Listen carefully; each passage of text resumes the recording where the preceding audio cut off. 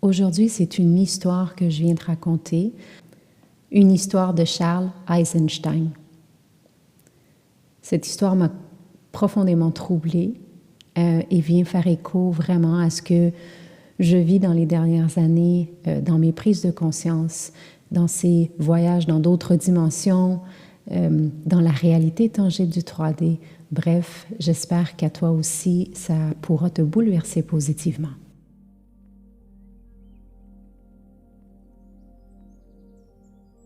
Le rassemblement de la tribu.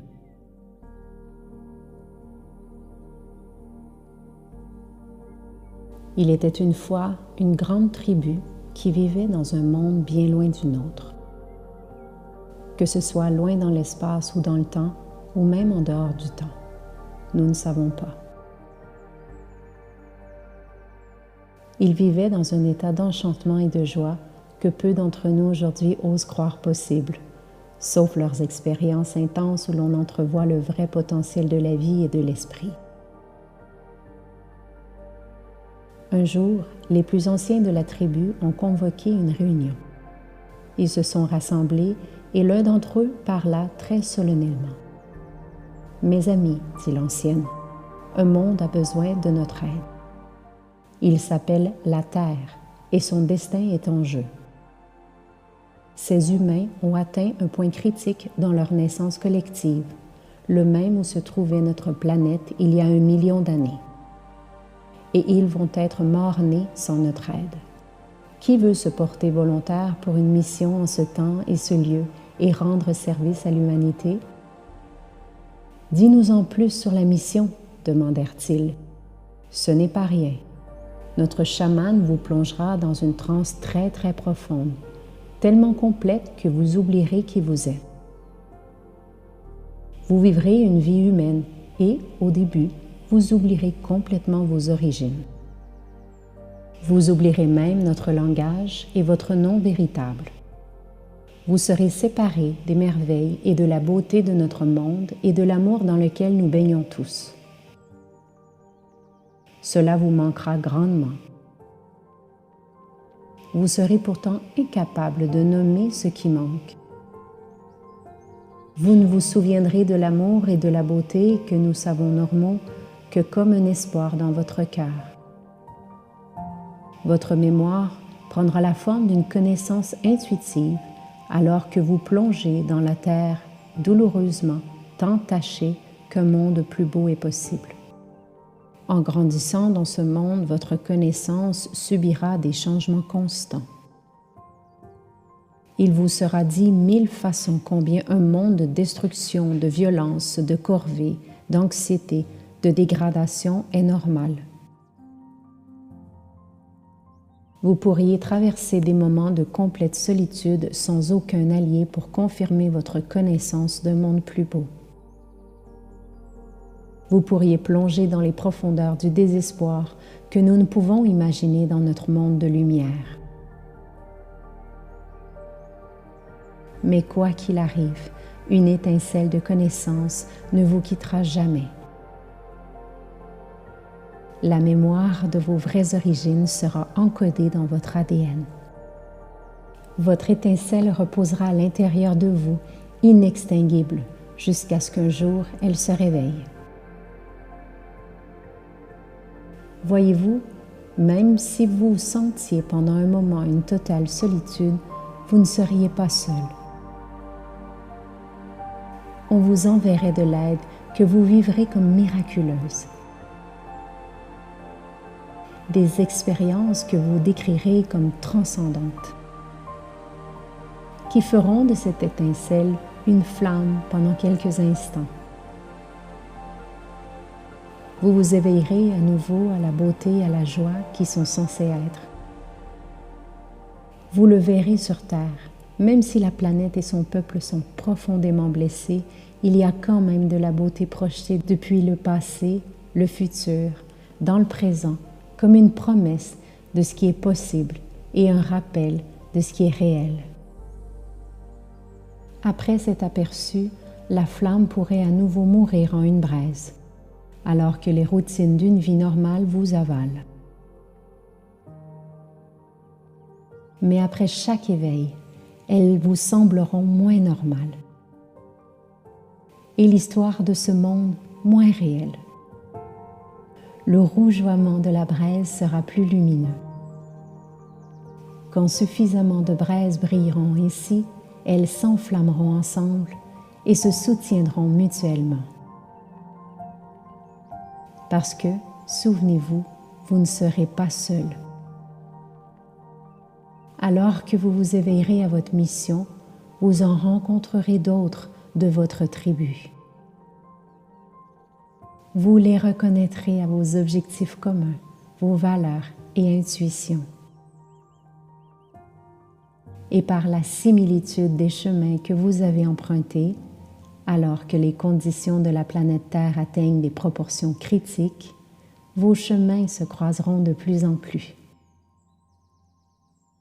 Les temps de solitude, les temps où vous pensiez être fou seront terminés. Vous trouverez les êtres de votre tribu partout sur la Terre et vous prendrez conscience, grâce aux technologies de communication longue distance utilisées sur cette planète. Mais le réel changement, la réelle accélération arriveront lors des rassemblements en face à face, des rassemblements dans des lieux spéciaux. Quand vous serez nombreux à vous réunir, vous déclencherez une nouvelle phase dans votre voyage. Un voyage dont je vous assure qu'il finira là où il commence maintenant. Ensuite, la mission qui repose inconsciemment en vous fleurira dans votre conscience. Votre rébellion intuitive contre le monde qui vous est présenté comme normal deviendra une quête explicite pour en créer un plus beau. Une femme dit alors, « Dites-moi plus sur ces temps de solitude auxquels nous devrions nous préparer. » Dans les temps de solitude, vous chercherez toujours à vous rassurer que vous n'êtes pas fou. Vous le ferez en disant aux gens tout ce qui ne va pas avec le monde et vous vous sentirez trahi quand ils ne vous écouteront pas.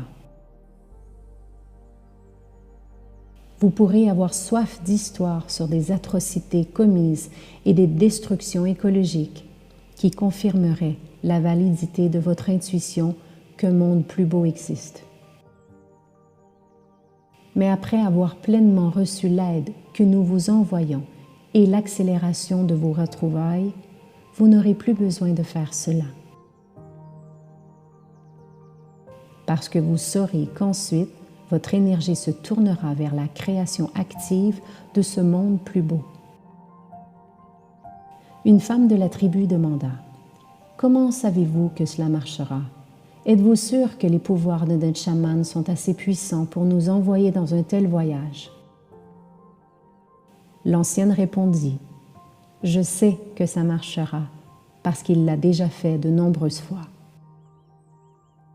Beaucoup ont déjà été envoyés sur la Terre pour vivre des vies humaines et vivre les fondements de la mission que vous allez maintenant entreprendre. Il s'est entraîné.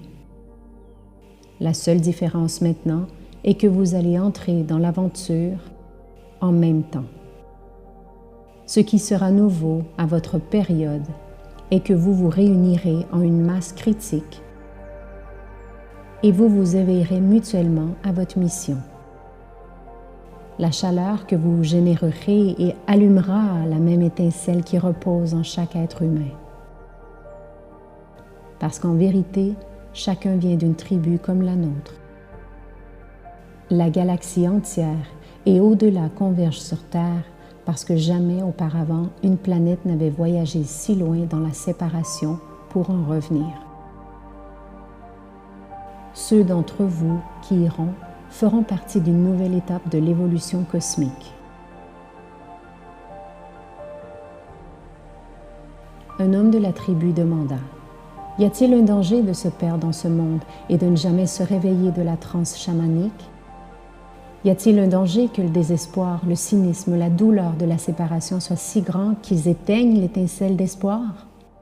L'étincelle de notre vrai soi originel et que nous soyons séparés des êtres aimés pour toujours? L'ancienne répondit, « C'est impossible.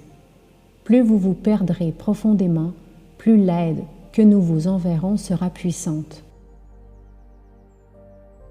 Vous pourriez le vivre comme l'effondrement de votre monde personnel, la perte de tout ce qui est important pour vous. Plus tard, vous reconnaîtrez le cadeau qui s'y trouvait. Nous ne vous abandonnerons jamais. » Un autre homme demanda, « Est-il possible que notre mission échoue et que cette planète périsse? » L'ancienne répliqua, « Je vais répondre à ta question avec un paradoxe. Il est impossible que ta mission échoue. Pourtant, son succès repose sur tes propres actions. Le destin du monde est entre tes mains. La clé de ce paradoxe repose à l'intérieur de toi, dans la sensation que tu portes que chacune de tes actions, même tes luttes personnelles secrètes, ont une signification cosmique. Vous saurez alors, comme vous le savez maintenant, que tout ce que vous faites compte. Il n'y avait plus de questions. Les volontaires se réunirent en cercle et le chaman alla vers chacun. La dernière chose dont ils furent conscients était le chaman qui leur soufflait de la fumée au visage. Ils entrèrent en transe profonde et se réveillèrent dans le monde où nous nous trouvons aujourd'hui. Et je crois qu'on y est, belle sorcière. Je crois qu'on y est. Si tu écoutes ce podcast, c'est que tu y es toi aussi. Namaste.